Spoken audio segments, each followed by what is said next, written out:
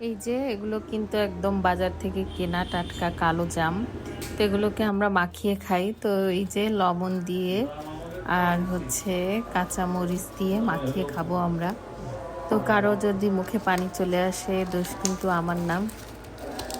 মুখে মানে জিভে জল আসতেই পারে। এদিকে আপনাদের ভাইয়া মানে আমার হাসব্যান্ড সে খুবই পরম যত্নে মাখানো শুরু করছে। এই দেখেন এক এক করে মাখাচ্ছে। কি যে টেস্টি সেটা আর বলার মতন না। এইভাবে চটকে মেখে খেলে কি যে ভালো লাগে সেটা একদম বলার মানে বাইরে। ঠিক আছে?